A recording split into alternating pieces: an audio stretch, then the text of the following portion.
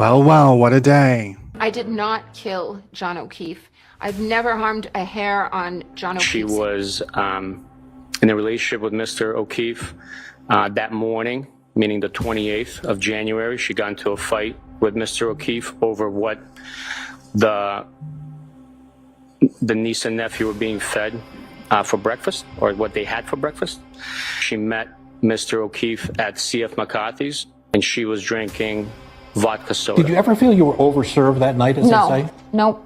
To the Waterfall restaurant, at which point she was asked if she left C.F. McCarthy's with a beverage or a container from that establishment, to which point she stated that she did not. She also confirmed that Mr. O'Keefe did not have any injuries on him when she interacted with him at C.F. McCarthy's or the Waterfall. He did not get into any verbal or physical altercations with anyone to have sustained those injuries. She stated that once at the Waterfall, they stayed for approximately an hour, hanging out with acquaintances. I said, can we make sure we're welcome here? She drove them to a location in Canton. So I pull at the foot of the driveway, it's snowing. Where she dropped Mr. O'Keefe off. Up the driveway and approaches the side door. And as I see him approach the door, I look down at my phone. He was asked if she saw Mr. O'Keefe walk into the home at 34 Fairview, and she stated she did not. She stated that she made a three-point turn after dropping him off and left. We don't need to promote the three-point turn story. Asked if she knew how she found out about the damage to her vehicle, to which she stated, quote, "I don't know, it happened last night," end quote. Dad, I think I struck something. I said, what do you mean? Struck something. Right? This was in the hospital. Right? He says, I remember, all right, backing up and hitting something. And then it was piece E from item 3-3 from the bumper of the defendant's vehicle that was found to be consistent with clear glass that was found on the ground at 34 Fairview Road, correct? Yes, that's correct. Section of that tail light that was missing completely, correct? Correct. Which state trooper was it that delivered that? Okay.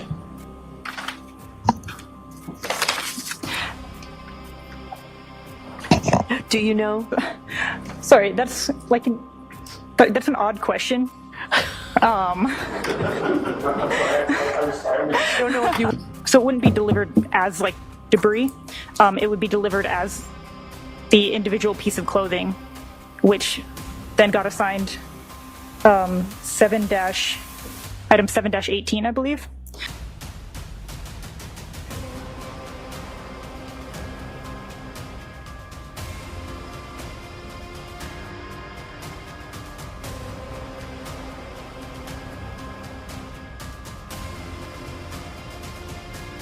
I was in the team to start responding at 3:48. I got the exact address via text from Lieutenant Tully at 4:10. We sent out another alert message at 4:17, just reminding people to bring shovels, brooms, rakes, etc. I left my house at 4:13 in the afternoon, and I got on scene at 4:56, so it took me 43 minutes to drive there. Vehicle question or anything in relation to that? After we found one or two of the pieces of the taillight, I asked him if he knew how much damage was to the taillight, or if he had a photo that we could get of the taillight. Or what, if anything, did he tell you? He told us at that time the vehicle was being towed back to Canton PD, so he did not have a photo to show us. And at any point did he make any reference to who was coming along with the tow at Canton PD? He said Sergeant Buchanan and Trooper Proctor were following the vehicle back to Canton PD. I found multiple pieces of red and clear taillight. And where were they in relation to sort of the grid or the area that you assessed? They were on the street in between the flagpole and the fire hydrant. What do you recognize that to be? That is the front end of the Lexus SUV. It is coming next, photograph 2500. And again, you recognize what's up on the screen is this exhibit's 140. Yes, I do. And what do you recognize within this photo?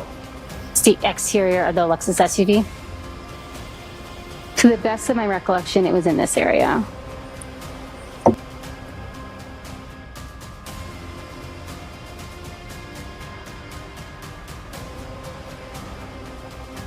His brother cleaning off the area of the right rear passenger side's taillight of the defendant's car. I did not.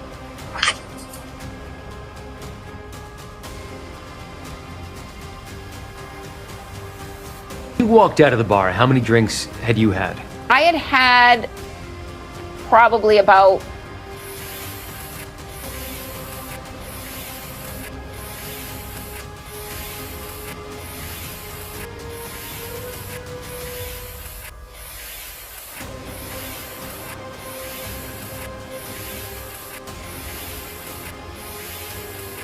four. The Commonwealth says that you had 9 drinks that night. That's what the prosecution says. I don't believe they're saying I wasn't in my right mind. Well, they were saying you were intoxicated. Is it possible that you might have hit him unwittingly in your admittedly very large SUV? No, not possible.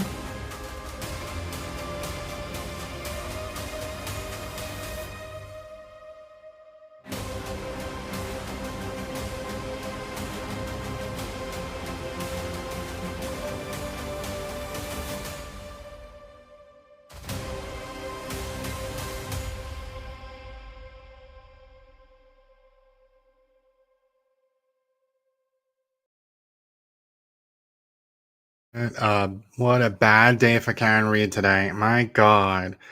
And I'm over here thinking that, I mean, I was a little worried. I always thought that, maybe Trooper Proctor did do something because they were on the news saying that taillights were planted after the fact. So I was like, maybe someone did try to push the needle a little bit. I always had that fear kind of. But after today, I'm just like, oh shit.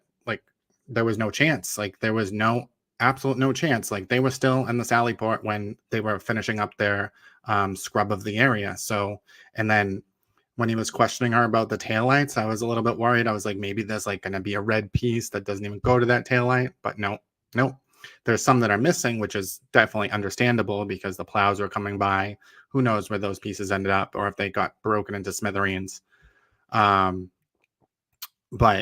what an unbelievable day. And Yuri is apparently the secret weapon that we didn't know was there, because his testimony, he was just so solid.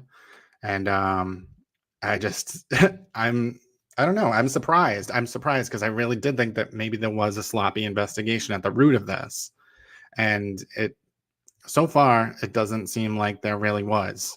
Every case that I've looked at, there's always police reports that have different wrong dates, or there's always inconsistencies in the initial reports, and then as they get more information, then they get more detailed and they get more exact. And I mean, it's just a typical thing. So I didn't think that. I was thinking that there was going to be something, some bombshell, because Alan Jackson was on Nightline saying the taillights were planted after the fact, repeatedly saying it. And I was like, maybe he did do something bad. But now that we kind of have seen that all the pieces fit, I mean, he couldn't have gotten it in time to plant for the CERT team. They definitely found the pieces of her taillight there. There's just not a possibility. So I just don't know what the hell they think they're gonna do. I don't know why she didn't take a plea deal, because there's nothing here. I was thinking that there was something here, the third party culprit, maybe something went on, but they had nothing to confront any of them about. Colin Albert was the one that they confronted the most, and it was for having a freaking Snapchat video to other teenagers. What a joke. What an absolute joke this is. And it just kind of shows you how deplorable the Reeds are. Because, I mean, they've known all along. You saw, was that her mom looking at the taillight, or was that her? I'm not sure. Let me bring that up real quick because I was wondering who that is. Shut that sound off. I didn't even know her mom was there, but so I'm not sure if that is her or her mother, but just staring at that taillight.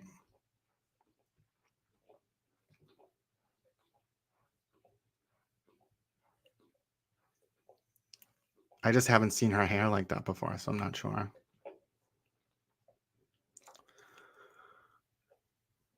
Yeah, what a friggin' shit show.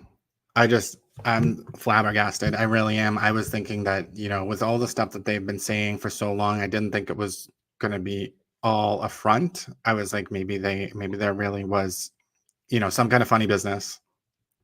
I was thinking with the taillights, just because they were so sure about that. That was their big thing, is like he planted taillights after the fact, but because the time of the report, and I don't know if it was Turtle Boy that pushed it or who pushed it. Oh, it's the sister-in-law. Okay. Got it.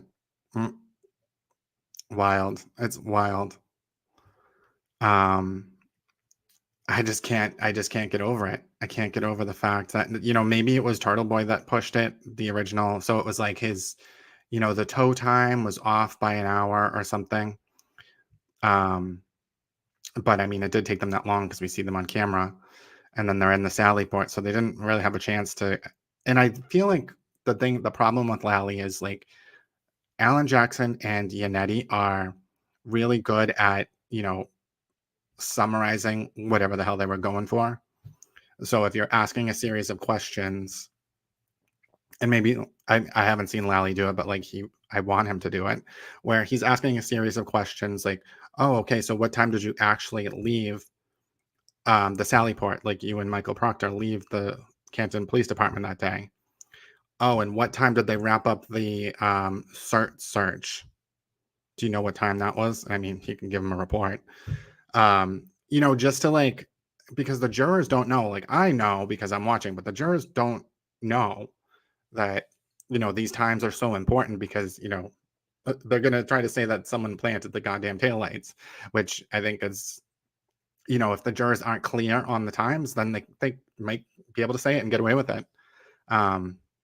But now that I see it, I'm just like, wow, the way that they spread the narrative was that, Jen McCabe orchestrated it and Proctor, right? So those are the two, but it turns out Jen McCabe had all these corroborating witnesses, and now Proctor does too. So it's like, are we, like, are they serious? I mean, they're probably going to have a really good closing argument where they're going to be like, this is reasonable doubt, yada, yada, yada. They'll list off the things that maybe were done incorrectly. But at the end of the day, there's not another option. There is no third-party culprit that even, like, there's just not, her taillight was there. It was broken. It was always broken.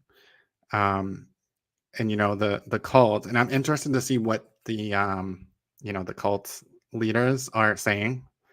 Because I mean, you can't even twist their stuff anymore. I don't even understand, because now we're going to get into like her phone data and her telematics, and it's just going to be wild. So I'm wondering, so Yuri's probably going to be, I mean, maybe all day. Oh, do we have court tomorrow? I think we have one more day this week. I don't know if it's tomorrow or is it Friday? But I mean, yeah, I can't wait to see what they're saying. Like, are they going to keep making up stuff? I mean, yesterday it was, oh, all those pieces that they found, they were from a left taillight. They don't even fit. And then we see them all fitting back in the thing today. So it's like, okay. Tomorrow, half a day. So it's probably going to be Yuri all day, I would think. Because I still think he has a lot to ask him. And I really can't stand how the judge just wraps up when he's in the middle of the thought. Like the other attorneys would never let her do that. I think because she's just like, okay, Miss O'Lally, ready? Because he always seems to be like slow to respond, and it is frustrating. But at the same time, let him end the day like how he wants. Like he's leading up to something. Let him. Don't just like stop in the middle of what he's doing. Like that's so rude. and yelling at everyone to keep up their voice. Like, I can hear them perfectly fine. Like, fix your microphone system. I don't understand like what the problem is. Like, and then like Yannetti was telling someone to keep up their voice today. I'm like, Yannetti, that is not your job. Shut your mouth. But it's just, it really is annoying, like just shutting it down in the middle of his thought. Because I mean, he's taken a long time to get to his points, but he does get to them. But it's like, now he's going to have to like build back up to whatever the hell he was going to go to again today. But I just wish he did a better job of like summarizing. So like putting the pieces together, because you can't just rely on the jury to do it. Like Yannetti and Jackson are shoving their opinions down the jury's throat every chance they get, adding comments, saying this, saying that. And Lally is expecting the jury to put all these pieces together. He needs to be asking the questions to come back into the, get them to piece it all together and understand how it all fits. Because I don't understand what Lally's going sometimes, and sometimes it's like, I don't know, like, maybe he doesn't get the answer that he wants. So for the console thing, he's been asking everyone about the console. I still don't know what he is looking for, but like if he said it the first time, the first person he asked, ask the question about the console, be like, did you see a phone charger on there? If that's what he's going for, because then every time he asks about it, maybe he'll get reprimanded for saying that. But then at least at that point, the jury knows what he's talking about every time he goes there, and they're going to look for it every single time. So, I mean, it's just frustrating because it's like, I know that he has some things up his sleeve clearly. And I just wish that he like gave himself a chance to, fully revel in, because he's battling two really good, expensive lawyers. And I mean, it seems like he's winning, and like he is not the fighter type either. I wish that he was. I wish he would rub their faces in a little bit here and there.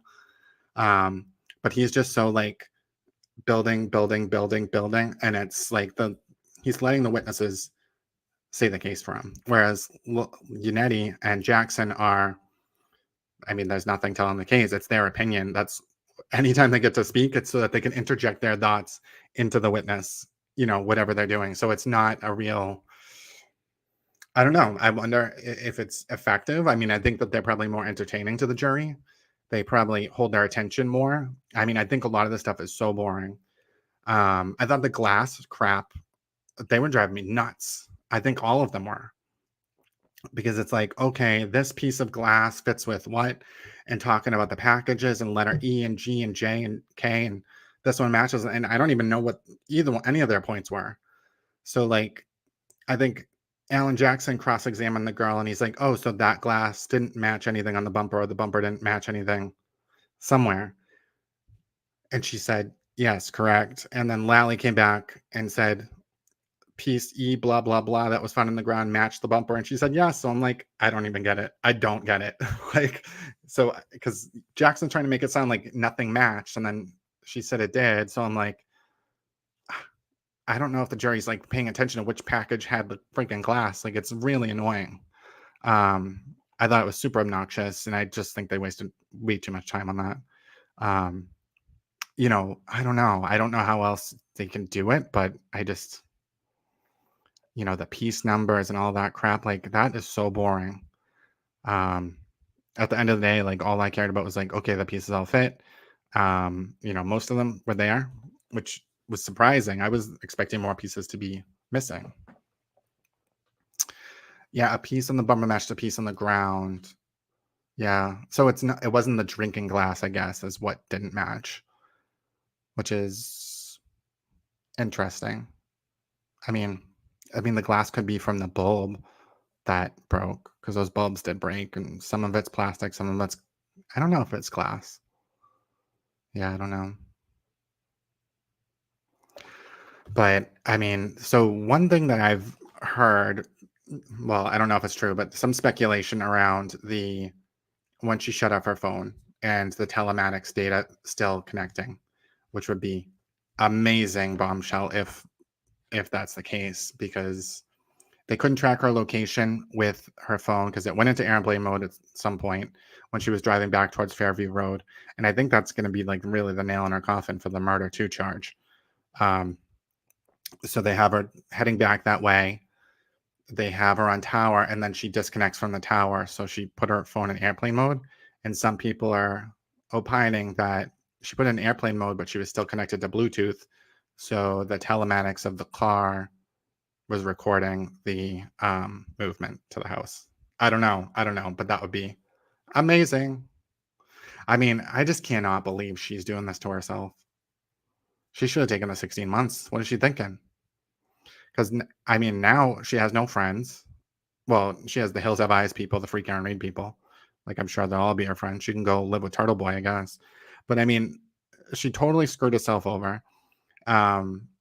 You know, socially, because now she's like in this like low life social group. Like, I don't think she's gonna be accepted back, and like, I just don't understand like what she's thinking. If she just took responsibility, I think everyone would still be her friend, would still have remorse, but she has like no remorse. She's like rolling her eyes. She does not give a shit, and it's like so gross. I mean, it's bizarre. It really is bizarre to me. Because, I mean, I originally thought, like, yeah, she's guilty, but maybe it was an accident. Maybe it was, you know, just a drunken thing and a drunk regret and whatever. But the way that she lacks remorse to such a degree, it's really disturbing.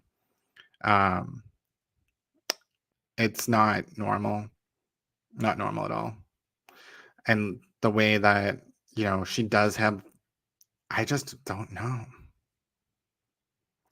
Yeah, the Lexus knows everything. That is how Alex Murdaugh got nailed. So I wonder, I know that they allegedly try to scrub it. I don't know. I just don't understand why she's so confident. Or if she just is like, because she's staying in like that echo chamber of the nuts, she thinks that that's what, you know, the regular public views. But I think that anyone that doesn't know this case that well, I mean, a lot of people love the cover up stuff, but I think, come on. I mean, it's not even possible at this point.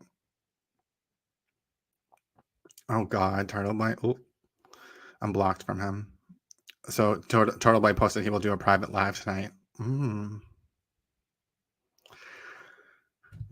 She believes in her innocence at this point. I don't know. I kind of feel like she is not sorry that she did it, and it's weird.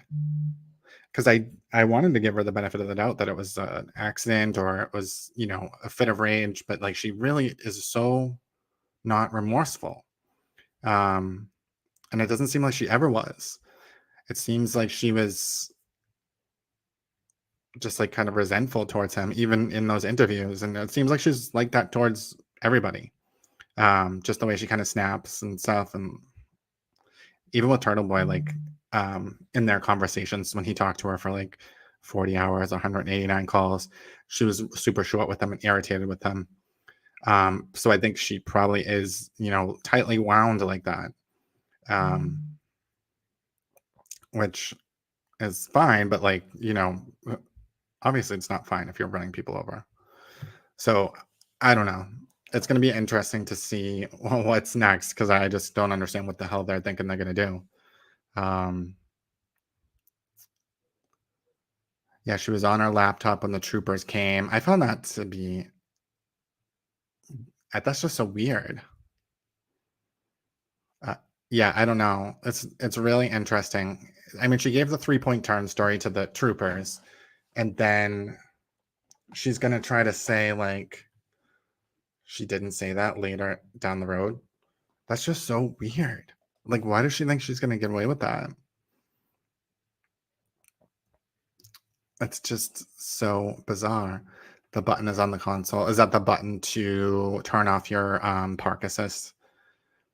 I think I did see it on her car. If there is something there, I wonder if that's what it is, or if that's what they care about. she was probably creating her Karen Reid fund.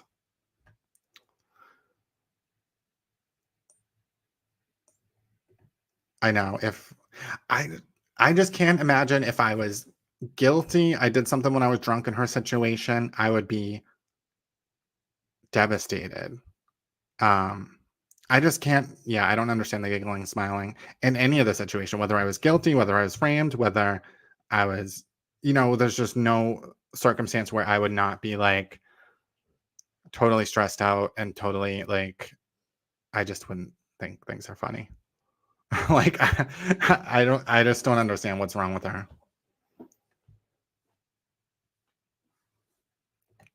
Yeah, I kind of think that too. Maybe. I mean, if Lally can prove it. So, like the ring cam thing, I'm wondering if there's other cover up stuff that happened. It kind of seems like there might be. So, if she messed with her phone in some way, like if she turned her phone off or something like that, I feel like that's what Lally's alluding to. And the ring cam footage, I just don't understand. Like, I don't know. It's just weird. Like, when did she come up with this idea to like, I just can't imagine what the hell she's thinking. She is just a crazy, crazy. Yeah, I can't stand every time I hear the speak up, it like I'm starting to get like I'm being yelled at every time I hear it. It like pisses me off. Because a lot of times she's saying it right when someone's in mid sentence. Like she did it to Jen McCabe a lot when Jen McCabe was like giving like some riveting testimony, and it's like shut the fuck up, like let the girl talk. Like I'm trying to like, it's really frustrating. I mean, the experts, it's a little less, it's kind of like whatever. But she really yelled at that one doctor, and I just don't get it. I don't get, yeah. It's super annoying. Like, why do we even need a court reporter? Don't we have video nowadays? Like, what the hell do you need it? Doesn't AI do that? Like, why do we need a person to do that? I mean, I think he already is a rock star. Like, I didn't know that he was Michael Proctor's supervisor. I thought they were just like equals.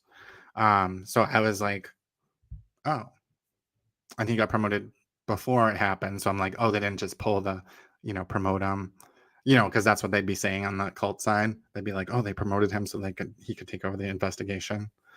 But like, yeah, I don't know. I thought he was, I mean, he was very sure of himself. I think a lot of them were, for them saying that this is such a sloppy investigation.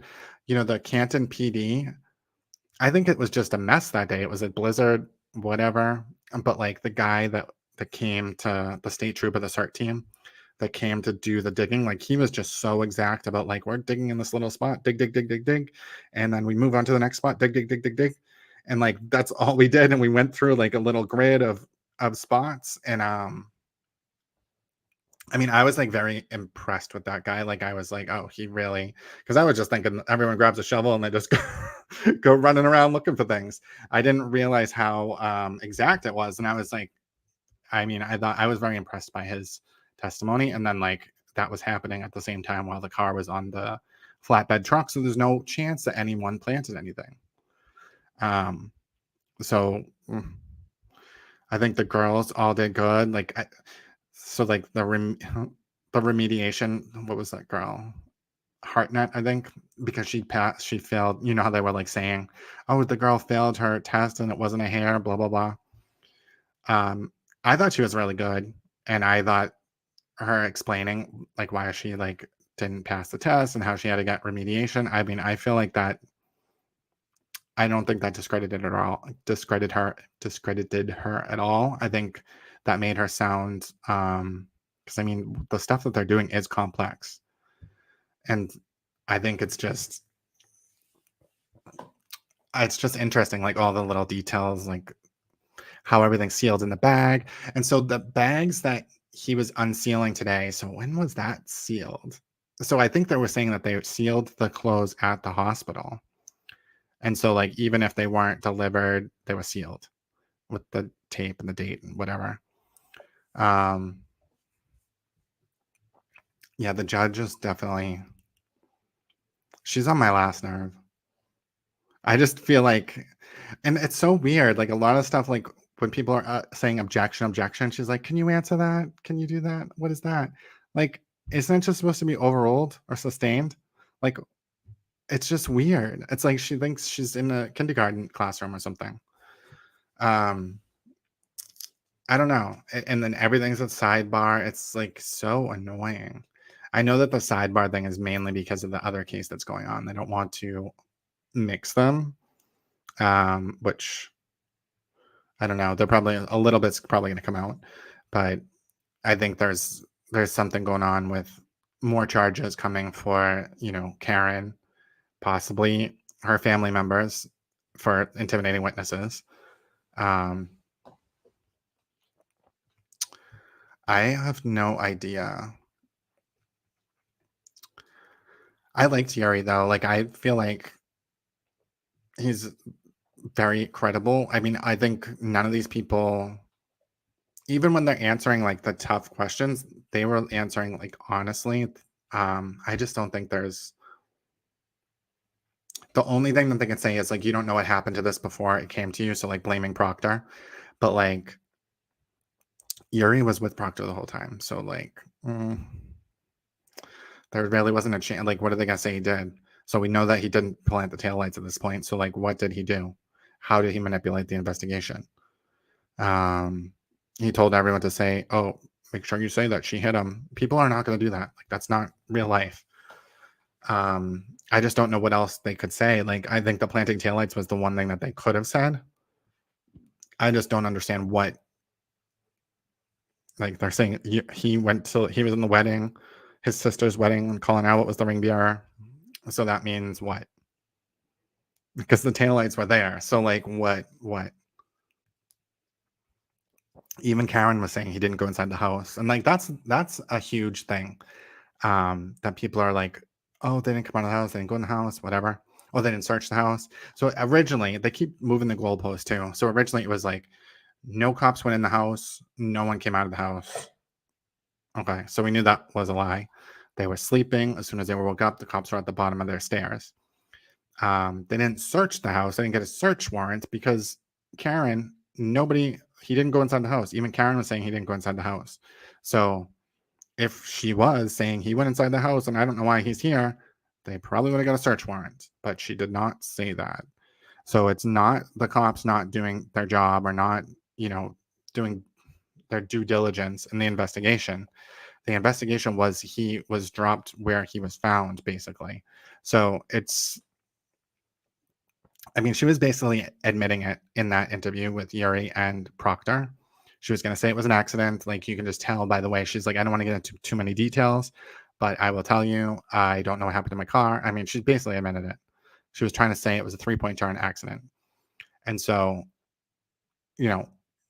she was just setting that up without giving away too much. And, it comes out, you cannot hit someone that hard doing a 3-point turn. There's just no way. If she knocked him over, her taillight wouldn't have broken though. So if she was doing a 3-point turn, she wouldn't have hit him hard enough to break the taillight. She could have knocked him over, knocked him out, and he could have died in the cold. But she friggin' mowed him down. It's just unbelievable.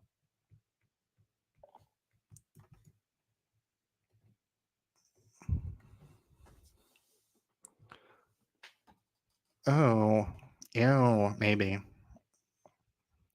But she was trying to cheat on him, so I don't even understand what her problem is.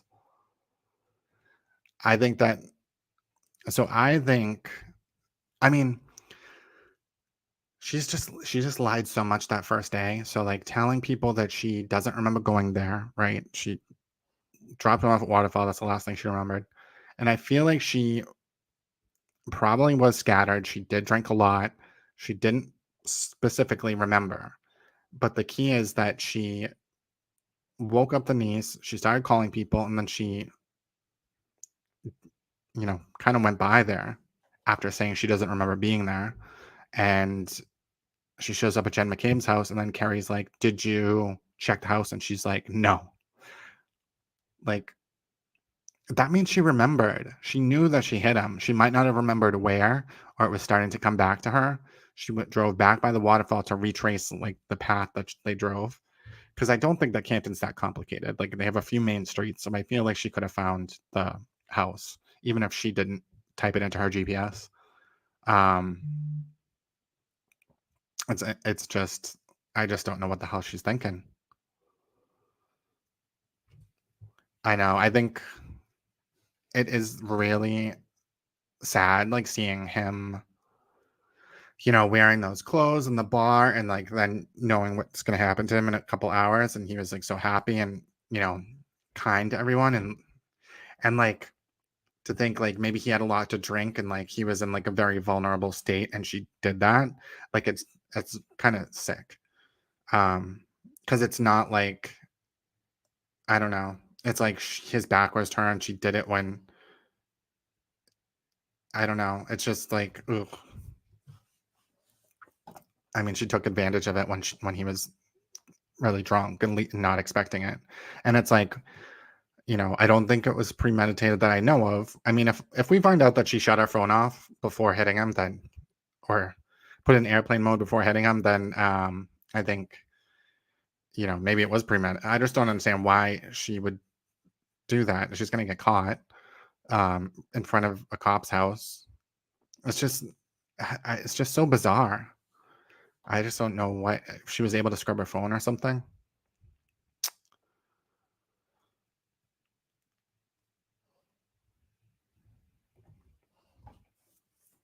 Yeah, I think the expert testimony is for sure going to be interesting. The accident reconstructionist. I'm really interested in the defense's experts because I'm just like, are they really going to ruin their reputations? Are they really going to be wild? Are they just going to be? And is Lally going to be aggressive enough with them to call them out on their shit? Because we haven't really seen Lally cross-examine anyone, to try to trip them up or try to like. And it's like with experts, it's hard because if you don't know the kind of the technical high level things, you really don't know how to even trip them up. So on Karen's side, she has 3, and I think Little is the one that does the medical stuff, or she seems to be the one that's like the expert in those things that can cross-examine those people. Yeah, so they have the defense has an expert on the key cycle data because they're going to try to say like the key cycles are interpreted wrong or something. But like, okay. Yeah, that's true. An alternative possibility. But yeah, it'll be interesting because if that's all it is, it's like, okay. Like no one's going to be like, this is unequivocally, as Alan Jackson was always saying, unequivocally, she was not hit by a car. Unequivocally, this search happened in the middle of the night.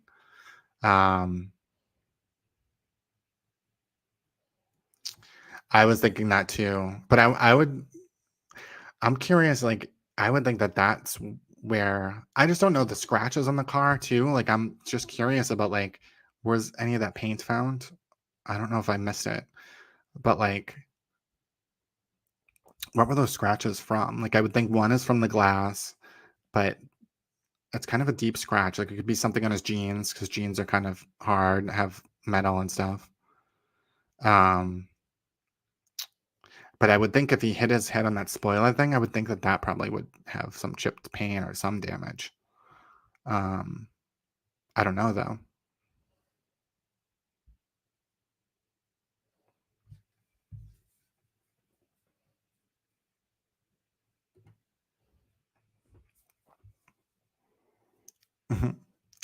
Yeah, I mean, she might not be medically intelligent, but she's probably the one that they're like, oh, you can prep for this, because they probably have to prep and, study up a little bit to see how they can get people. I don't know. So Jackson seems to, so of the attorney, I think that Yannetti is the best attorney of them all, just in general. Like, I don't think he is, I think his integrity is in question, but I think that he is the best one to, curb it, to make it interesting, to, catch people off guard, to, get the answers that you want. I don't think that Alan Jackson, I mean, I know people like think he's like a great attorney, but I just think he's, I just find him to be so, you just know what he's going to say. He's just attacks people about everything and anything and everything. So you don't really know, like in a third party culprit world, you don't know who's like, he just doesn't like anybody, right? So like, he's just going to attack everybody that everyone says. Unetti, it's kind of like he knows, he kind of turns into a dick sometimes, but like for the most part, I feel like he's kind of comes off as a nice guy. Lally just, I mean, I think that Lally has all the pieces in his head. I just think performance wise, I think, Unetti's the best one. I just think that Karen probably should have stuck with Unetti and not brought Alan Jackson into the mix. I think that's why she's going to get more time. I think that she should have stuck with Unetti and not done this whole third party culprit thing at all. Yes, head injuries always do make you vomit. There's like another case that I'm following that's this kid, Preston Lord, was beat to death outside of a house in Arizona, and it took them like 6 months, 7 months for them to make any arrests because it was a Halloween party and it was kids from all over, and it was like, so they indicted 7 people, and I think he hit his head on the concrete, and so there's 7, and they're all charged with murder 1. So it's like a really interesting case because it's like they have to flip on each other. There's like a 1,000-page police report, and I like read through the whole thing, and it's so confusing because nobody knew who these kids were, and like, people just seeing fights breaking out everywhere, and these kids they were just classified as a street gang, the Gilbert Goons. So they just like ran around and like jumped people basically, and so it's interesting because it's similar to this in a way. Oh, it's similar to what people think happened. It's similar to the conspiracy, but it actually did happen. So it's just a totally different thing. But the injuries are totally different. Not totally different. I mean, he split his head open too, but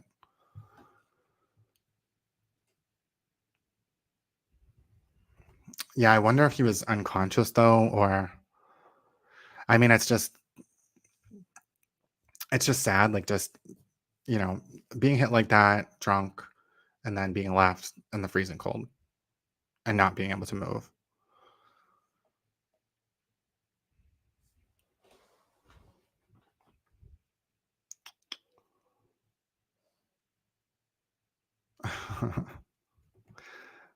Medical school and law school, none, neither. Student loans are too expensive.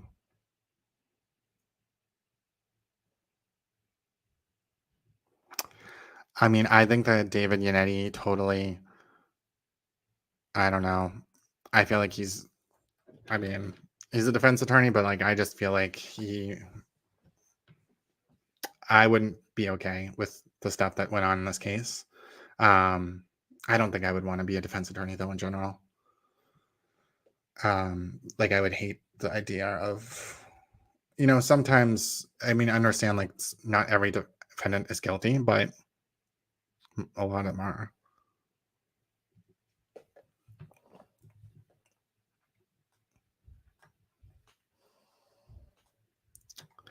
And then speaking of cover-ups, people always want to talk about cover-ups. They're a potential, as of right now, I do believe it's a cover-up. There's another case. I'm going to put up video on this. It happened a year ago, and there's not been an arrest. So this girl, Amber Spradlin, was murdered inside a house, stabbed 11 times in the home of a dentist, a prominent dentist in the area. And before he called 911, he called a bunch of prominent officials and then called 911.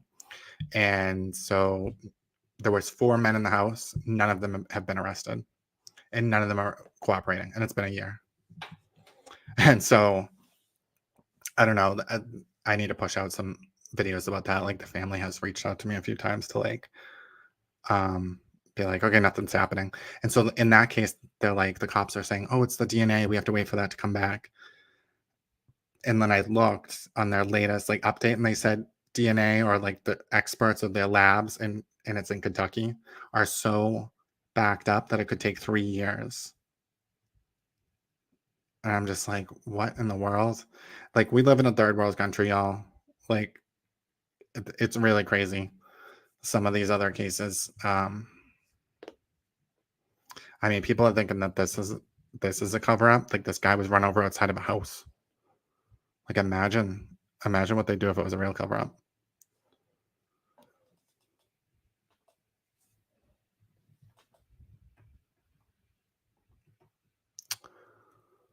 But yeah, I mean,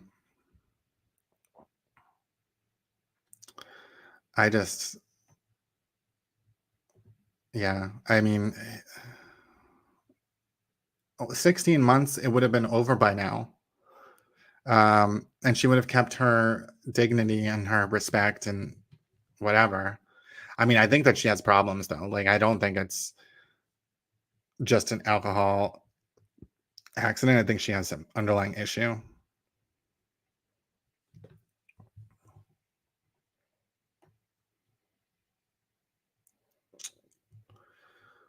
I think she's just trying to get a discount. I mean, it's $500,000 now. So the Karen Reed Defense Fund has $317,000 in it. And so I guess that's going to go to Alan Jackson and David Yanagi. So I guess, I mean, I don't even know. I can't believe people, and I looked at it recently, and people are still donating heavily. And I'm just like, what is wrong with these people? Why do they think that she's like a victim? Why are they thinking that there's, a mob of people out to get her?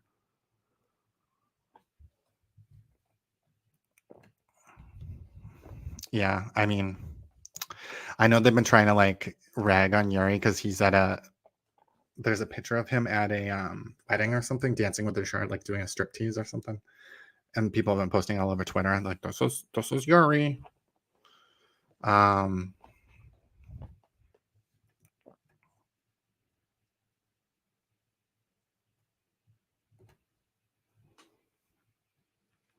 Melanie Littlebrain wants to know the easiest way to piss people like you off. Me?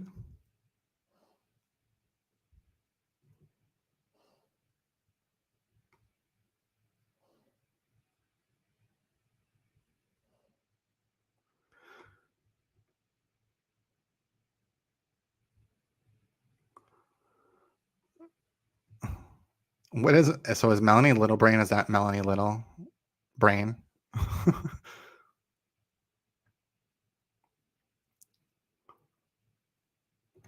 Oh my god. I imagine Alan Jackson's wife like watching this, like, you need to get your ass home and away from that skank. Because she is very like, she was acting like that one time at one of the hearings towards Yannetti too. I just think that she's like horny or something.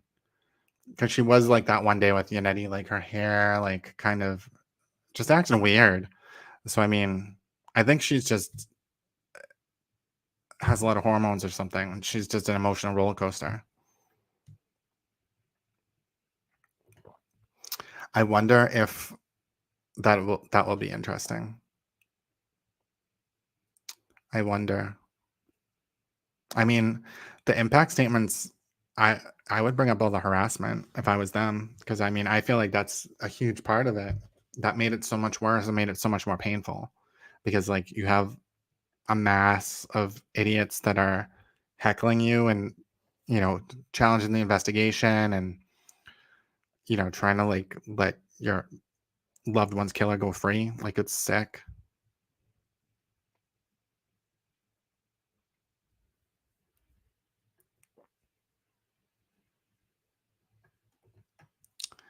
Yeah, I mean, David Yannetti definitely seems like a sad puppy most days. I just think that she brought in Alan Jackson because she was more bold than Yannetti probably wanted to be. And now, I mean, I just don't understand what their game plan is. Like, what are they gonna do next? I really just don't get it. I just can't believe they backed themselves into a corner like this. They just made those statements in the opening statement as if they had any kind of proof. I mean, I guess they're saving everything from Michael Proctor. I mean, it doesn't even matter at this point. There's just so many other people. What they're gonna say? Michael Proctor did what? He called her a bad name or said that. I mean, they shouldn't even be able to use that in the first place. Like his personal cell phone conversations. Like that's just so bizarre to me. Like, why did she get so much help? Like, imagine if every single defendant could go to the feds and be like, "Oh, can you like go into all my investigators' phones and get their messages so that I can use it against them in my trial?" Like that is just so unbelievable.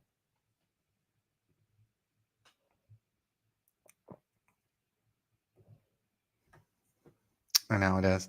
Histrionic. I forget why I know what that is. I just know. Yeah, I agree. I know that histrionic has like kind of some sexual craziness.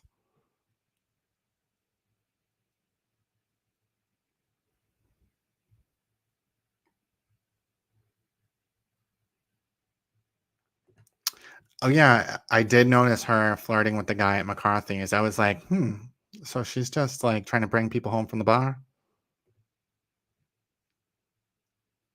I don't know if I have it in this clip completely. But she was really over. I mean, I just felt like she was just very flirtatious towards one of the guys in the bar.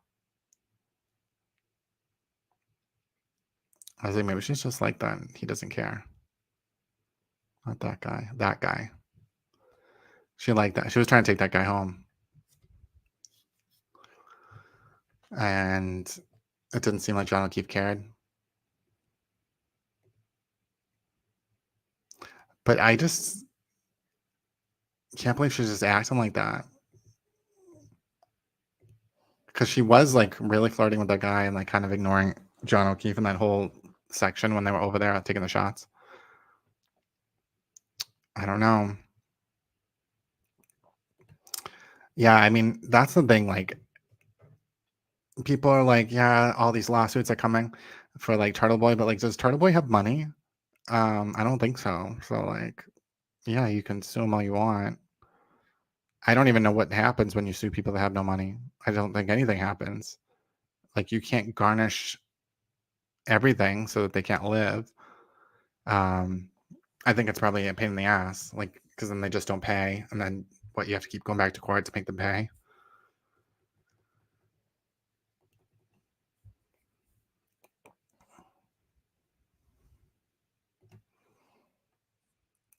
Yeah, I mean, so I think what it is, I think the strategy probably. So if Yuri and Proctor were always together, I guess Proctor, I mean, what does Proctor have to offer that Yuri doesn't have? I mean, maybe he had some interviews separately. I don't really know.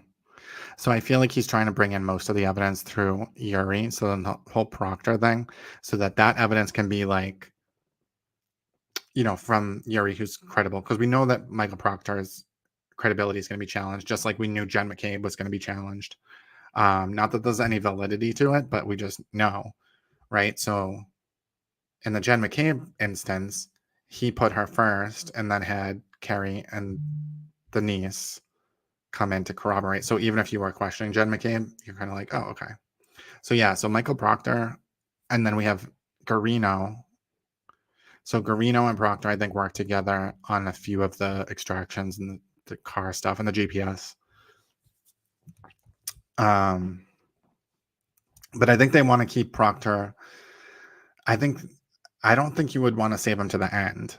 I think you would want to end on a strong note. But I think Yuri's really strong, so I'm like, maybe they should put Proctor right after Yuri. Maybe that's what I'll do, because I think that Yuri is really strong. And then they'll weaken it. Maybe they'll add some. They're going to go after Proctor. They're going to go after this and that and all this nonsense. But if they bring in all of the evidence through Yuri, and it's already kind of from a credible witness, it's like, okay, you can do all this all you want to Proctor, but we already kind of established that the witness already has corroboration. There's already this and that. So I It's going to be interesting to see.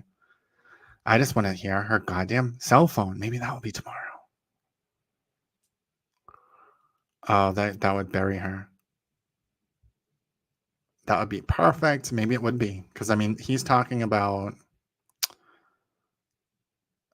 I'm trying to think of how we ended. Do you guys remember how we ended today? I can't remember. Like, did he end on...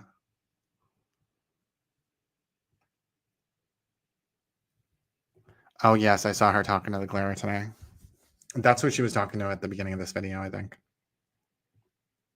When she was, like, twirling around.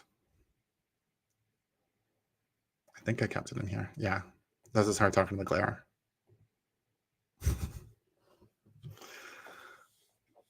Okay, so they ended on the drinks. I mean, so we could get the voicemails tomorrow.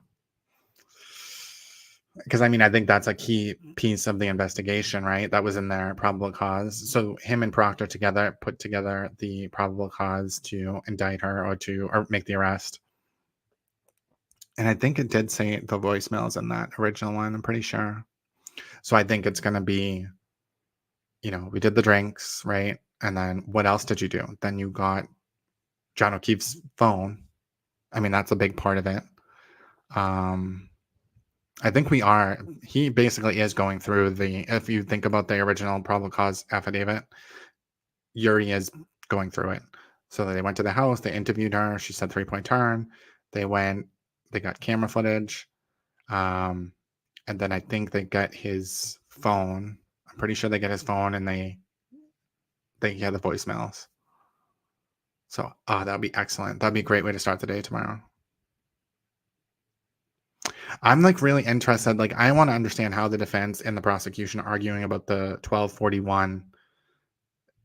The defense is saying she was home at 12:41, and like the prosecution is saying that at 12:45 is when he was hit, and that's when her key cycles show that he was hit. But it's like, it's really confusing to me because it's like, how do they not know her location? Because there's so many different technologies that, especially when you pull into a house, you would connect to the Wi-Fi, and that's like a way that people know that you're home, or like that's how they can track when you arrive at your home. So I'm just curious, like 12:41, like why are they saying 12:41? I know they said at one point there was a voicemail at 12:41, which it's just so weird if they got that wrong. So his phone never moved again after 12:31 is correct, but it's within I think it's it's either 10 meters or 10 feet radius. So you can move within that radius and not register movement. It's bigger when it's like, when you're still moving, the radius is like bigger. But like once you stop moving for like a few minutes, it like gets closer and closer and closer and closer. So he was in that radius. So even if he was sitting in the car, got out of the car, I just don't understand the whole dynamic of it, because it does look, his shoe was found right up against the curb, and I always thought that because of the way that's kind of a steep curb, that he was hit against the curb, his shoe fell off. That's where the taillights were. So that's probably where he was hit. Right in the street, right by the fire hydrant. But that would mean that he either got out of the car, was standing there, or when Matt McCabe saw the car further down the street, he got out there and started walking back towards the house, which I think sounds more logical. And so as he was walking back towards the house, that's when she reversed into him. Because for him to stand there, for her to pull away and then to back up, that doesn't make sense. So I would think that he probably got out, but it would still have to be like his phone shows no movement after 12:31.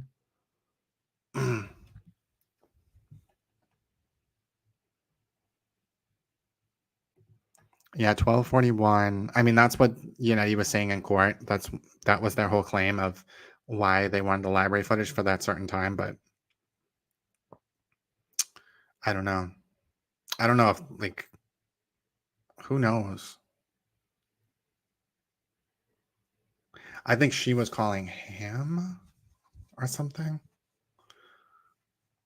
who knows what she's saying on that though? He could have gotten out of the car and she could be calling at 12:41 as he's walking up towards the house, and he's like not answering. Who knows? And then like the defense could be saying like that shows that she's at home or something, because they lie about everything. So it is going to be interesting. Maybe they were calling each other back and forth, and like I don't know. It's just so weird. I just really want to get to the phone part.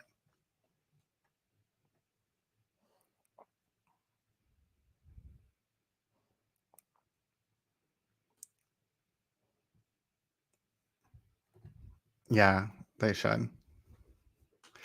I mean, she just is. She thinks that she's a celebrity. She's a celebrity for the Hills Have Eyes people. I mean, she has really nice teeth, but she just looks evil. She has no soul.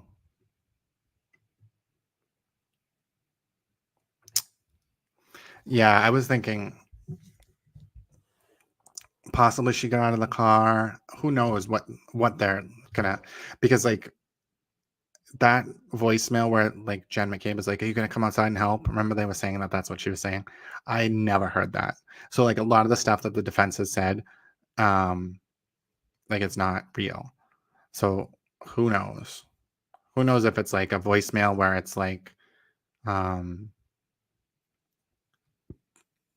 it's just calling him. So like when they found the body, Karen's phone was recording Jen McCabe because she just left it on or something. So I wonder if that's the voicemail after, I don't know, like she was, who knows? I don't know. But it could just be like her phone was like calling him or whatever, and it went to voicemail, and it could be like recording while she's hitting him. Imagine.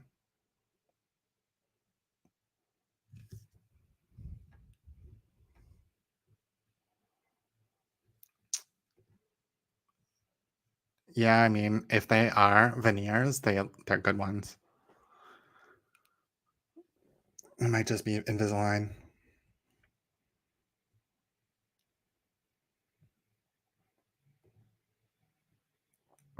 Yeah, I just can't wait to find out what happens with this stuff. I feel like that's next though. So I mean, it's only half a day tomorrow, but so Yuri, I hope that we're gonna hear the voicemail.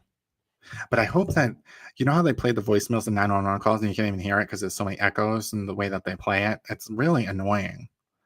I hope it's not gonna be like that. I mean, we'll still at least hear her like demeanor because we haven't heard it yet. We haven't seen the crazy. I mean, I know it's there. We know it's there from everyone's statements. Yeah, I hope it's clean audio. I doubt. It's just annoying because any of this other stuff, like when she's like Brian and Albert and Colin Albert were inside the house, that was leaked like the same day so that you had like clear audio, not just the one that they played in court, because they leaked it to Turtle Boy. They're not going to leak her voicemail. So we'll never hear it. It's so annoying. Like, why is only one side allowed to leak everything?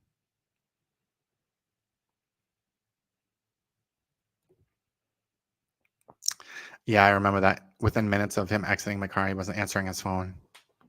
So does that mean that she was calling him while she was sitting there? Is that what she's trying to say? So that's the thing that's just so confusing. So her location was not on. It's really confusing. Unless the defense is really going to try to pull some crazy stuff and be like, oh, the data's wrong or something.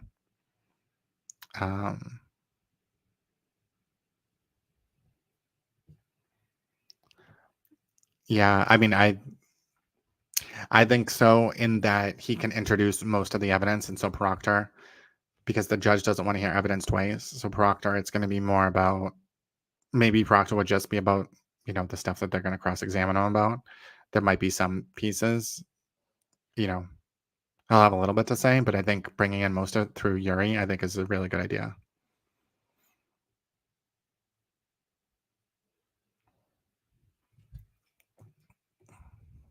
I know. I mean, I don't think so. Jodi Arias to me is comes off as so sweet and soft-spoken and nice. I think Karen's more of a Casey Anthony for sure. Jodi Arias, like the first time I ever saw her, like I was scrolling or something, I was like, she's like, I'm innocent, da, da, da, da. And I was like, oh. And as soon as I found it, like, I mean, I found the story like pretty quick, and I was like, oh shit. I totally was thinking that she was like framed. I think that's what she said. And I was just like, I believed her for a minute. I guess maybe I give people the benefit of the doubt too easily. But I vet it. I think that they are going to show parts of the Nightline interview. I know that they subpoenaed not just the interviews that we saw on TV, but also, and like, because they probably have outtakes and stuff, like all of the footage. But anything with her lawyers, they can't show, which is annoying. I just can't believe the stuff that she said in the Nightline interview, and her lawyers were probably right there saying, yep, that's what you should say. And then her parents went on TV, and I mean, all of those things that they all were super incriminating. So it's like, how much evidence do they have that they're going to try to... Yeah, Gretchen Voss should be getting called. She's on the list. And I mean, I think Gretchen Voss, I mean, they're going to destroy... I think the Gretchen Voss, like, to me, I honestly don't know why they were so mad. Like, the Free Karen Reed cult was so mad at Gretchen Voss and giving her death threats and stuff. I didn't think that her article was even... I just don't know. Through my lens, I did not think it was bad towards Karen. I thought it was very balanced. I thought it was even, like, too on Karen's side. So, like, I don't know what her whole side is mad about on that. I mean... I guess, I don't know. I really don't know. I guess maybe that she's the one that came up with the Colin Albert thing, that she's the one that went through Michael Proctor's Facebook. But then why would she be telling Gretchen Voss that if she didn't want it in the article? Like, I mean, is that what they're mad about? Like, I don't know what they're mad about. I don't know what they ever were mad about.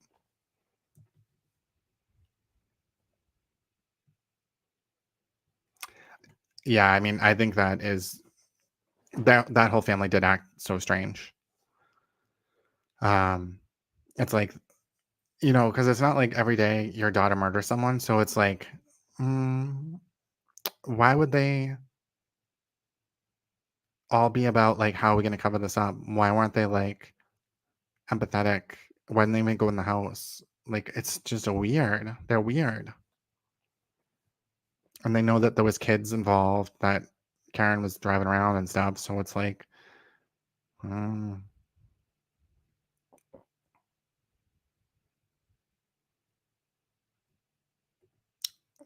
exactly. I mean, why even come there if you're not going to comfort them or, like... Yeah, I agree. It was pro Karen. Like, so, like, that's what I don't understand. Like, what are they talking about? What were they mad about? Because they were mad about that article.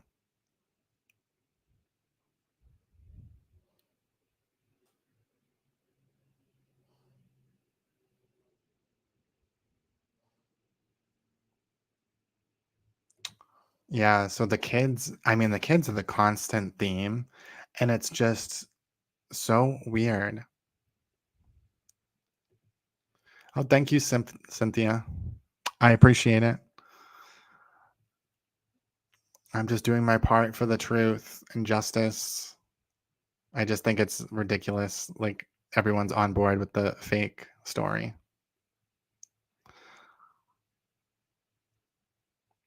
Yeah, I don't understand why she had a problem with the kids. Is it just that she wants to drink vodka all the time? Like, I don't get it. So Paul O'Keefe, Paul O'Keefe, I've caught him a few times glaring at Karen, shaking his head at her. I mean, it's probably very disturbing to them that you're seeing, because even to me, like, I did not know John O'Keefe personally, but, like, you know, I kind of lived in the same areas. Like, I probably had a similar experience in life, a similar age. So, like, you know, like I feel kind of connected to him in some way. But to see someone that like your brother or something and seeing their clothes like that and seeing this, and then the girl that, you know, did it is sitting right there, just like emotionless. Like, I mean, I would be shaking my head at her too.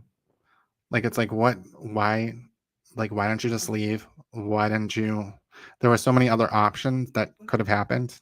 And you decided, you know, to let rage fester and, you know, take advantage of a drunk moment. It's sad.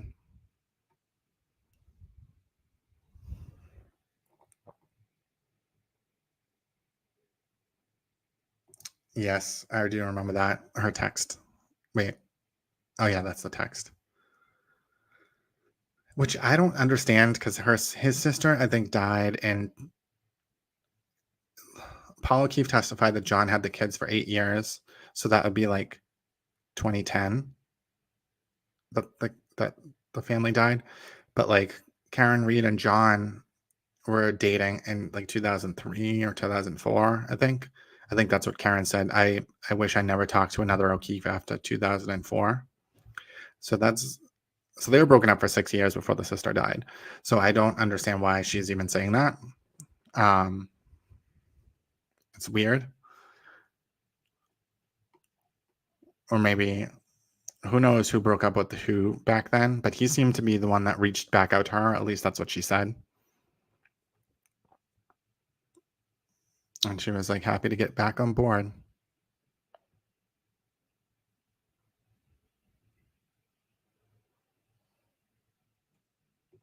Oh. So I guess maybe that's what it is. I know that I read through the whole thing, and I've went through it a few times, but I never probably get all the way to the end because it's a long article. I definitely read the whole thing the first couple of times, but that makes sense. If she ended on the note of this is my thesis, like, then yeah, that's crazy.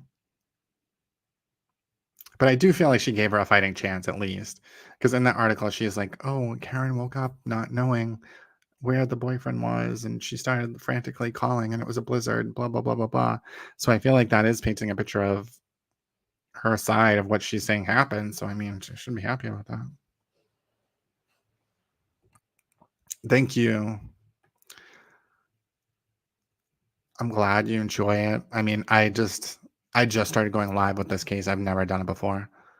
The first time I've ever gone live was with Turtle Boy, and it was because I had been following the case for a short period of time, and I believed it at first. And even when I believed it, I was posting about it, and Turtle Boy was like still kind of giving me shit a little bit, like just being like, "You need to like notate me and everything that you talk about this case and blah blah blah." And I was like, fine. So then I started doing it, and I like kind of like knew his history a little bit, so I was like, but maybe he's right about this case, and that's what I thought until I looked into it. And then I was like, oh no, I have to like correct what I said before because I was wrong. And so then he was just starting to do interviews and stuff. So he interviewed with someone on TikTok, and then everyone was like tagging me. And on his show, like the night before, he's like, he would never debate me. He's a coward and all this stuff. And so I just went on the show live, like for the first time. And I was like, it was very stressful actually. Because I was like, how do I even deal with this person? You know, like waiting a turn when he's saying stuff that I know is a lie. It was like kind of stressful. But ever since then, I was like, I need to like keep saying it, because like after that day, then he started like having all his people come after me and being like, you were exposed last night, even though he was the one that didn't know basic facts about the case. But it's like all a manipulation thing, and that's what this whole entire thing is. Like he goes on to his audience and affirmatively says, you know, he was definitely killed inside the house. It's a fact. There was 1 inch of snow, like all these things, and it spreads because he's stating as fact. And so that's what he does. And then he gets his lynch mob after people to, you know, downvote and to comment things so that you feel like you're wrong and you should just shut up. Right. And so I was like, I'm not going to let him do that. So that's why I'm still talking about this, even though this is probably the worst the biggest backlash from anything that I've ever talked about. It's the least popular thing I've ever talked about. I'd say that much. But I just feel like it's the right thing. I just think it's so wrong, like that she's been able to, turn everything around on all the witnesses and the family and just everything. And that people are willing to go along with it. I mean, I would expect it out of Turtle Boy, because I think he is all about clout and he's all about, but he's going to be going to jail for this. So I don't think it worked out the way he thought it was going to. But like these other creators that already have big audiences, it's like, why? Like, they can't be paying them that much that it's worth it to sell your soul.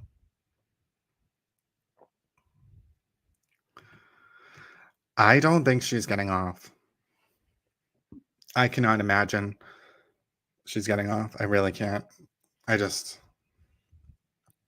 you think about the amount of evidence that is against her, she might not get the murder to charge unless they can prove it. But she's definitely getting the DUI manslaughter. And she's definitely getting a hit and run. But like the amount of evidence, like if you just think about like any other murder case, it's like, okay, there's some DNA on a knife and maybe there was blood in someone's car. That's it. Maybe one witness saw you near the house and that's usually it. And they have to find motive. But in this case, it's like they have everything. They have a ton of witnesses. They have a ton of physical evidence, the forensics isn't, the DNA is not like, there's a little bit, but that's the thing too. That's how you know it's not a setup, because all they had to do was throw one of those solo cups all over the car. And, they didn't do it. This is the most convoluted setup. Like no one would ever choose this to be a setup because it's so labor intensive. Like Proctor had to go back there like 10 different times and collect pieces. Why would he do that? No. If he was planting them, he would have found them all at once. Like, so he doesn't have to keep going back and finding pieces. Like, it just doesn't make any sense. No one would ever try to do a cover up this way. It's like just so, the ROI is just, it's not there. I know those poor kids. And then finding out that Karen like hated them. That's what they're finding out now. So I just feel like, yeah, those poor kids.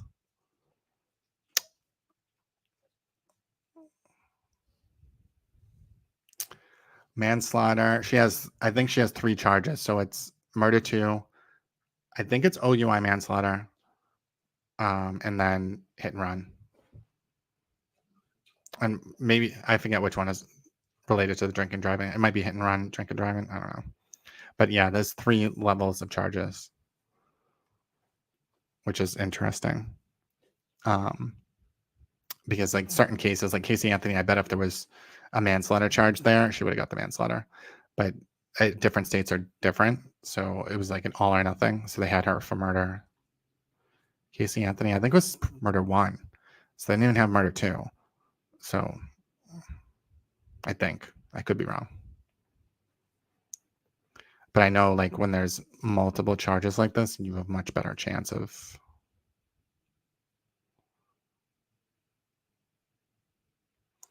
It is definitely possible that Turtle Boy does more time in prison than Karen Reed does. There's so many cases where I understand Cameron Herron, he has a big cult following. He was like this young kid, like good looking kid that was speeding and he hit a mother and her baby and killed them. And it was obviously an accident, but he got like 26 years in jail. And, his cult totally is like, he was framed, like everything you can think of. And it's like, what the hell is wrong with you people? And like, I do think it's a super harsh sentence, but at the same time, he was speeding around, like going over 100 miles an hour, like all over the place in residential neighborhoods. And like, he already had been talked to about it. It was a matter of time. Like, it was either going to be him getting killed or somebody else. So, and it sucks that he's a young kid. He's not going to get out of jail until he's like in his 40s. But and that's why I'm like, well, what is Karen going to get? Is Karen going to get less than him? She might. I think she probably will. Like, they offered her 16 months. And it's like, and she did something kind of unintentional to harm someone. It's just weird. Like, our justice system is so strange. It's like, you just don't even know. I do think Casey Anthony is a psycho.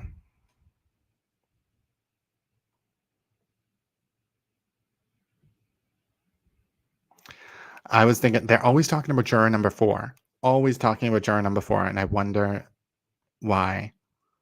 I just can't imagine if I was on a jury like this and, like,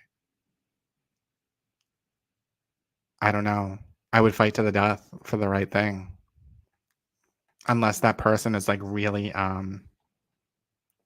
so it could be a hung jury, but unless that person is really, like, persuasive, because, I mean, I don't know. I just feel like this case is so easy and clear. I just can't imagine. I agree. I think the jury feels what we feel. I mean, it's complicated in that we don't know what her intentions are, but she is not showing remorse. She is not, she's not acting normal. She's not grieving. It's just really weird.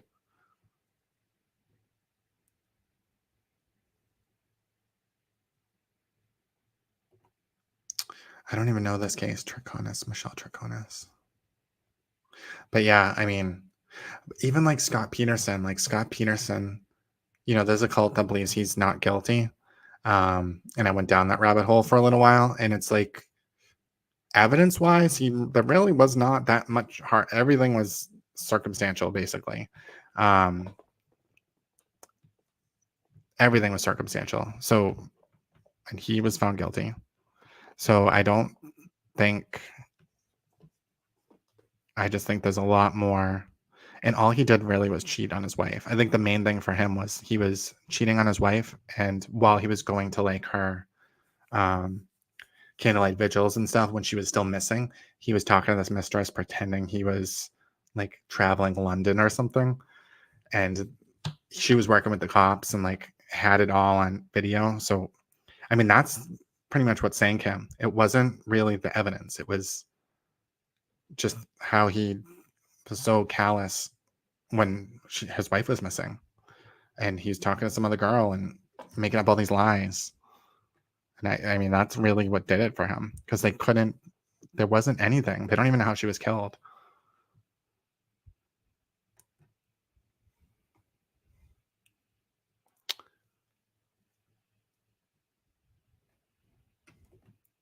Yeah, I don't understand. Like, I really don't understand that whole situation, unless it was her family pushing her. I don't know. She just seems so.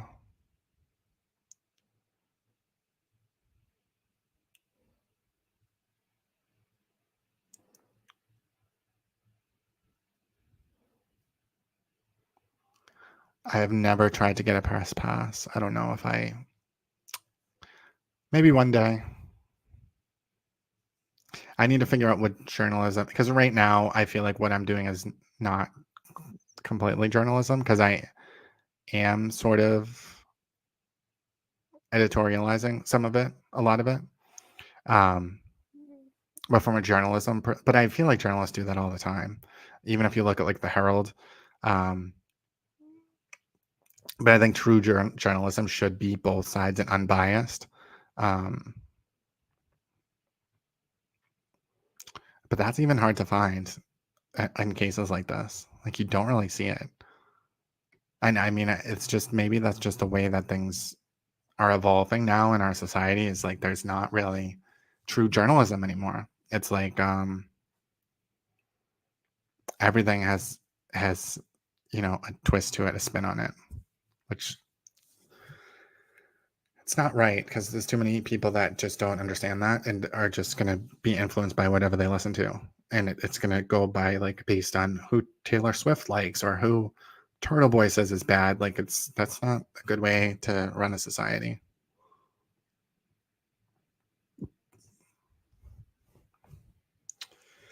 Yeah, that's what I'm thinking. Well, I don't think they would if they knew it was a free carry person, Oh, a free Karen Reed red herring, like a fake thing.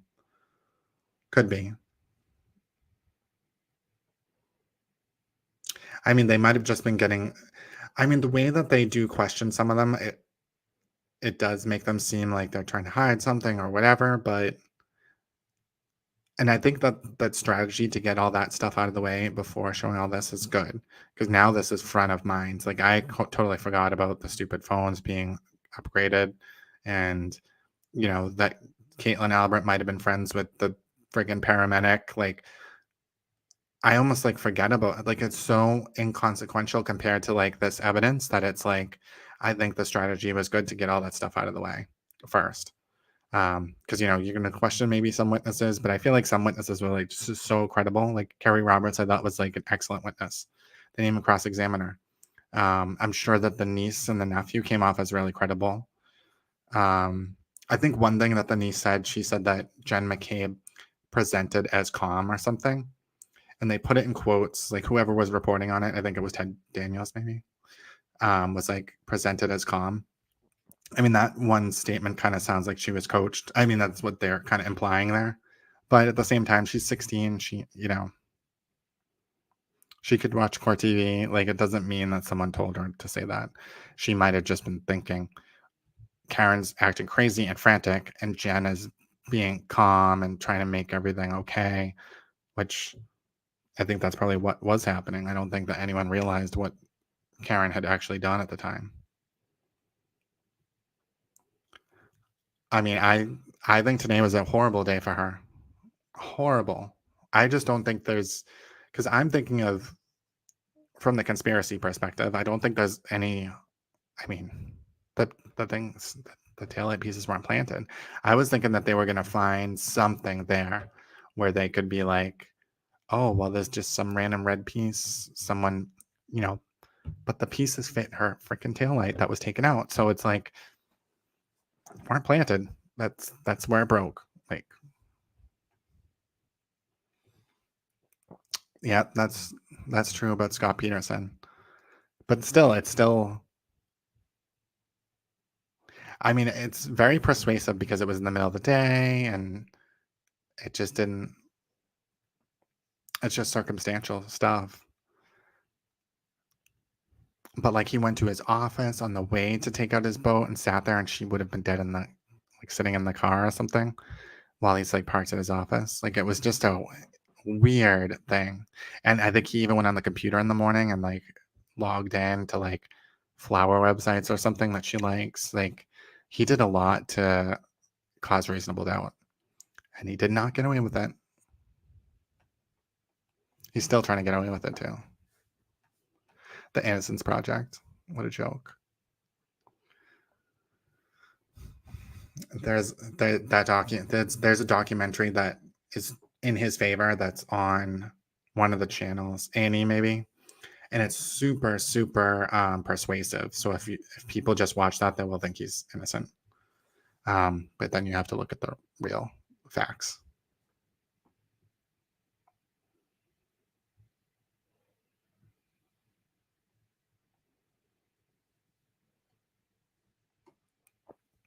I mean, I just can't believe this is going to be I feel like this is going to be a black comedy or something. Like they're going to probably make a documentary about it, but this is definitely ripe for a black comedy. Just how absolutely ridiculous everything about this was, like the conspiracy. I just cannot, and like all these people believing it, and going to the court for all of our hearings, like that's unheard of, where people are going to harass and boo the family as they walk in. Like it's so sick. See, I feel like they must be talking to her about that stuff. I just can't, unless they're just like, oh, fuck it, we're done.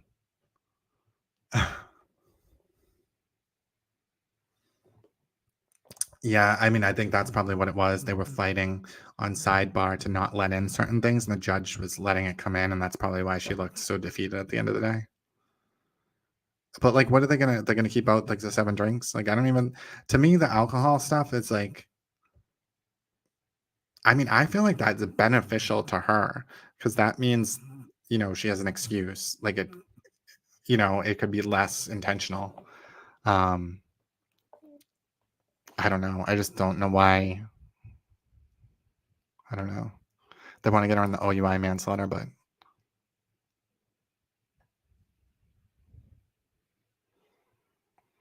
yep, SNL.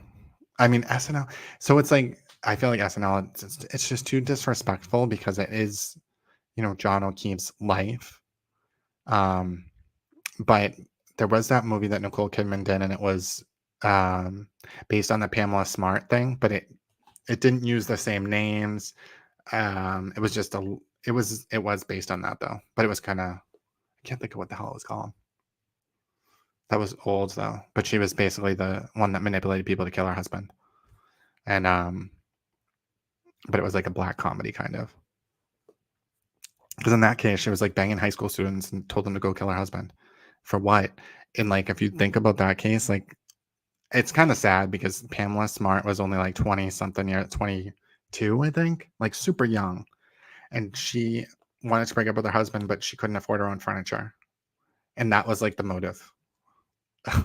Or the dog. She didn't want the dog or something about it was something super like ridiculous that an adult really would never think of. And it's like she got life in prison. I mean, it's sick. It is sick, but it's sad at the same time because she was, I mean, 20.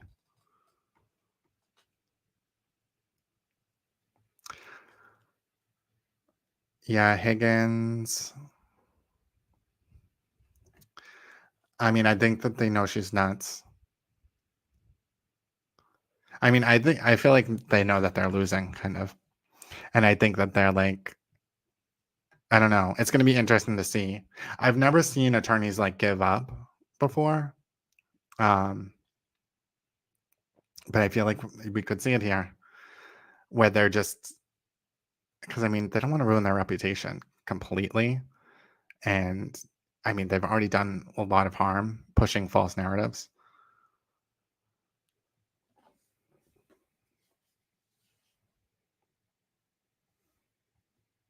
Oh, yeah, To Die For. That was the name of the Nicole Kidman movie. And they ended up killing her at the end. Someone killed her. I think her husband's family killed her and put her under the ice. I just remember her being under the ice at the end. They were playing hockey on top of her. I mean, that could be the end of the Karen Reed movie too.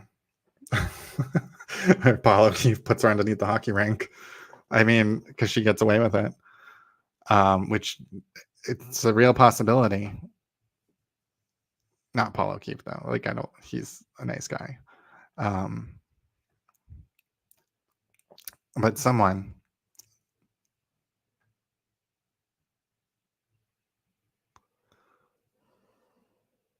Oh, I remember that.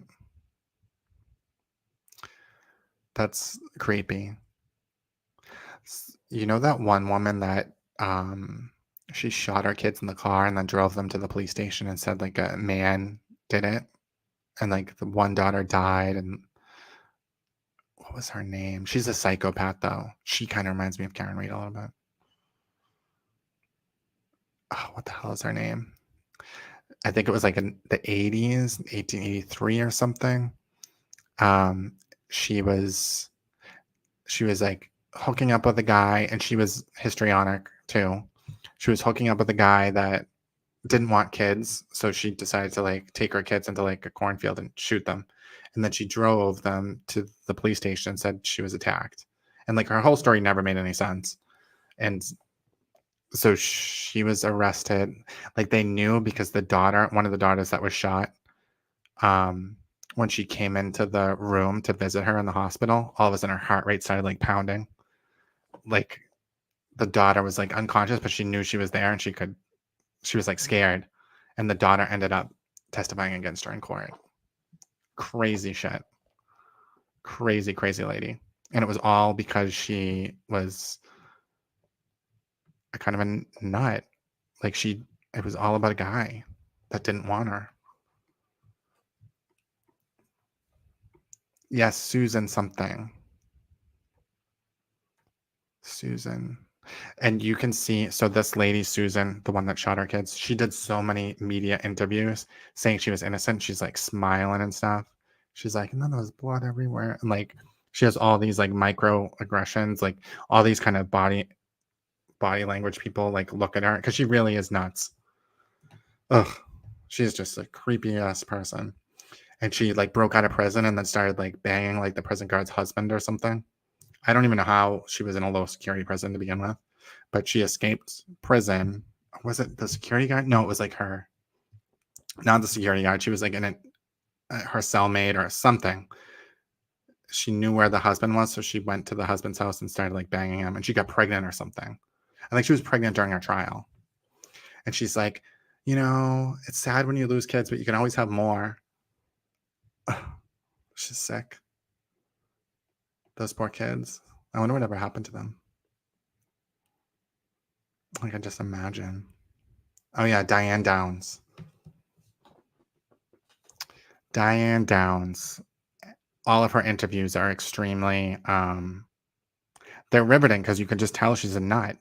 But she like went on the news to talk about the murder, to talk about like this gunman that came and shot our kids. And you can just tell that she's lying, and she's just so happy to talk about it and enjoying it. There's no emotion, there's no sadness.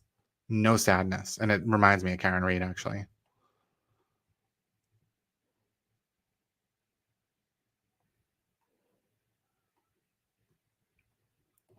Diane Downs. Yep. Farrah Fawcett. It was like a TV movie or miniseries or something. Yeah, who is the pond girl?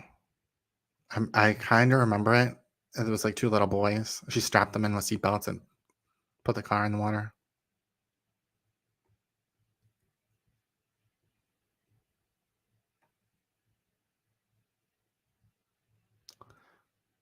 Yes, that's the Small Sacrifices. It's on like YouTube. It's a movie. And Farrah Fawcett, if you look at Diane Downs and Farrah Fawcett like somehow makes herself look just like her. Like her mannerism. She's a weird lady. Like she really doesn't give a shit. Like when her kids are all shot in the car, she says something about, oh, it's a brand new car too. I wasn't gonna let him take the car. And the cops are like, what? Like that lady is so messed up.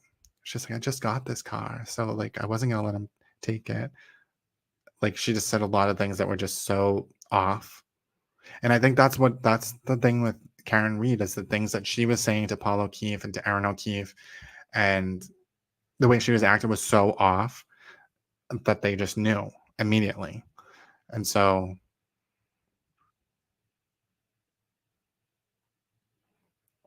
yeah, Farrah Fawcett was really good in that. She just looks exactly like her. I don't know how, because Farrah Fawcett's a really like pretty lady, and this lady is not cute.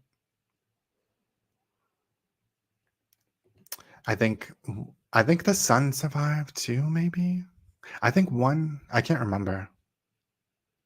I think two of the kids, I think one died, two survived, but the son might be like deaf or something. Like, and then the girl testified against her. What a horrific, horrific thing. Yes, Diane Downs and Susan, the car person, they're two different people, but they are the same person. Susan Smith. I can't believe, why would she be up for parole? She won't get out. She better not.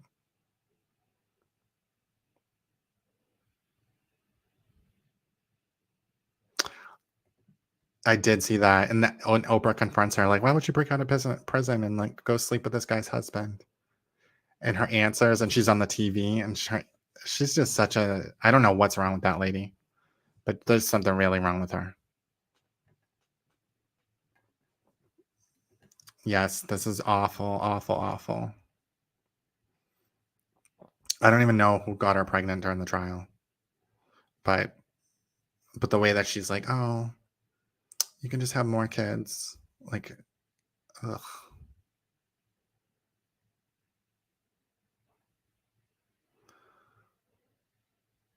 Yeah, what What a sick. And so, like, that's the kind of stuff, though, that makes me think that, potentially. So she drove it down like a country lane, right? And shot the kids. But then she drove the kids to the police station. And that's what she said in all her interviews. She's like, why would I drive back to the police station to get them help? Obviously I didn't do it. And it's kind of the same thing like that Karen Reed's saying here. Like, why would I come back to the scene and say I hit him? It's somewhat similar.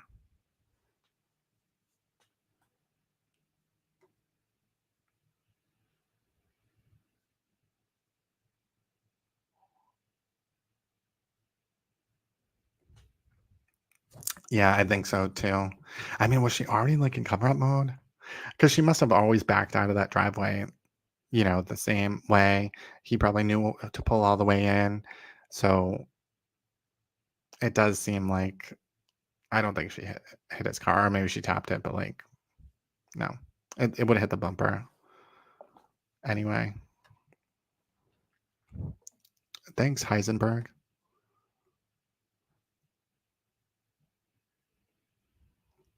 Ugh. It is really. I mean, a lot of these people, if you think about a lot of these people, Karen Reed is fitting in with them. So Susan Smith was a little bit different because she could turn on the faucet, could turn on tears, but like Chris Watts had no emotion after he killed his wife and their two little girls. You could just tell he didn't care. Diane Downs didn't care. Casey Anthony did not care. Karen Reed doesn't care. It's weird. Like, what is wrong with these people? I just don't understand at all. I can't even imagine. I'm worried about hurting people's feelings. Like, God, just imagine if I like actually injured somebody, or even by accident. I would feel awful. And these people just don't even care about anything.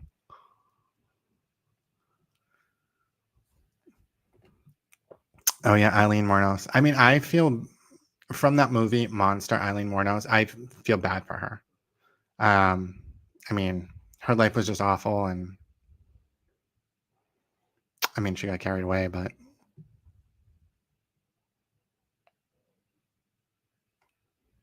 the burning bed.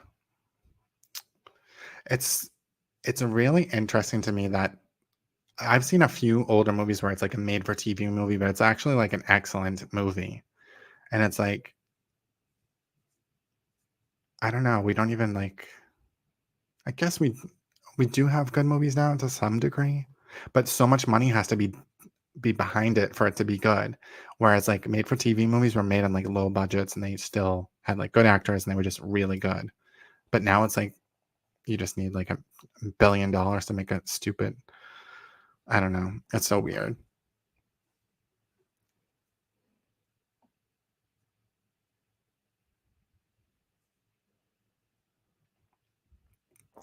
I feel like I looked up some of these kids just to see.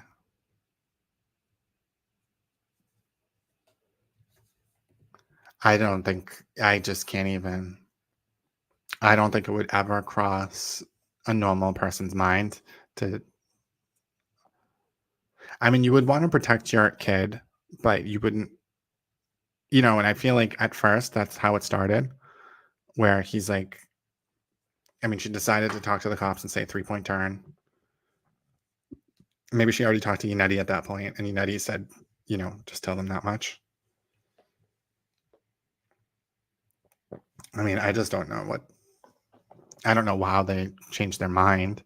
I think it's because, Steven Scanlon, the PI guy, reached out to them and it was like, oh, this seems suspicious. I'll help you investigate. And then Karen connected him with Unetti. And then he came in and had a conversation with the other PI. And Unetti, I think he was like, oh, he was beaten up. I don't know. That was like kind of the rumor. Like people thought, like he was found outside of a party. They thought maybe he was beaten up. And so then Scanlon was like, somehow it came up that it was Brian Albert. And Scanlon was like, oh, wait, I know him, or I used to work with him or something. And then from that conversation, but Scanlon didn't know anything about anything that happened. He was just like, this seems suspicious. something doesn't smell right. And so, then he kind of turned that into, oh, Scanlon's going to be the whistleblower that said, Brian Albert and Colin Albert were in the house, or like beat him up or something. I don't know. Like, it's just so weird. And maybe the plow driver, I think they found out. I mean, they talked to the plow driver right away. It's just but those are really the only two things. And then that's how this all started, because they haven't had anything else, like nothing. I mean, the whole Michael Proctor, most of the stuff has been like research that was done on Facebook by Karen. And so, the Proctor relationship with Colin Albert, and like none of it has held any weight. So at this point, it just looks so pathetic.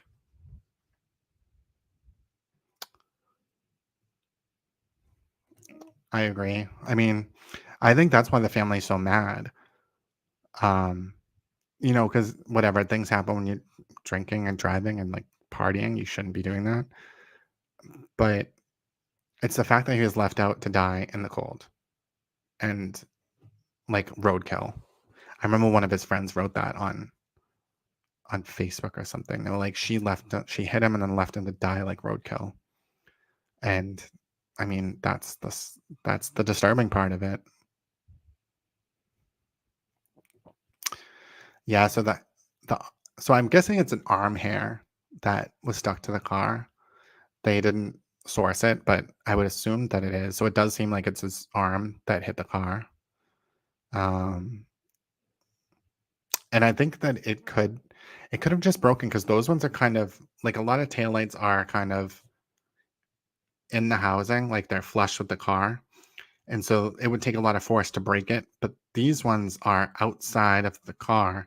So any kind of weight, like just like throwing your weight on it, would probably break it. Like, it doesn't have to be force. It's like, it's because it's a protruding taillight, I think. And I have a feeling that after this, Lexus is going to redesign that, because I'm looking at taillights everywhere I go now, and I'm just like, those are the only ones that stick out like that. That is like an accident waiting for it to happen. So like, I don't know.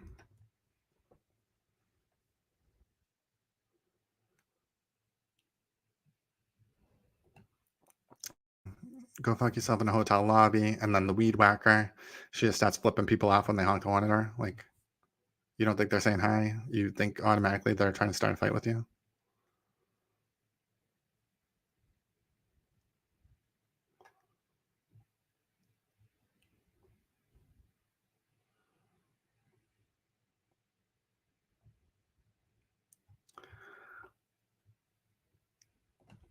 Thank you, Mira Hardy.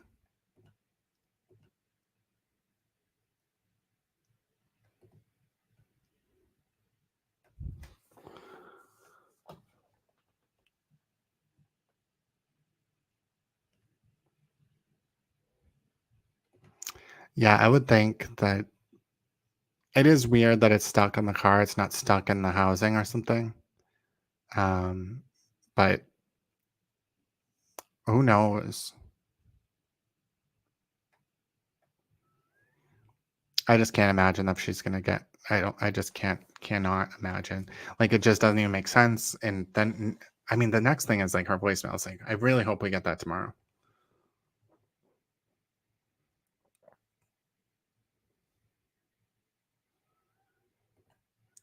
I mean, I just don't like her. I just think that she's just, oh, she's just such a. I mean, I had compassion for her in the beginning. Even like when I go back to like her interviews where she's like, I was the only one saving his life. She was emotional at that time. But now I realize it wasn't because of what happened. It was because she thought she was going to jail. And for some reason, she thinks that she's golden now. And it's going to be a funny surprise when she's guilty. She's probably going to collapse. It's going to be epic. I want to see it. They're going to put the handcuffs on her, lock her up right away.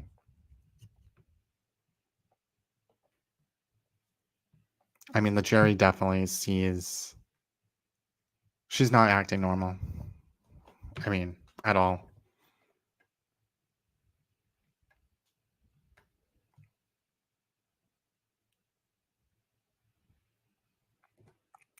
I agree. I mean, I think that that calls it out perfectly as like the. I mean, if you look at that light too, it's like pulverized. It's not. It's weight. It's not just you cracked it hitting something, right? It's like you can tell that it was like the housing was pushed in. It was weight from something heavy, and so the accident reconstructionists are going to be key. I mean, there's just so many more things. I just hope they get through it fast. All right, I get it in this live. Something is dying.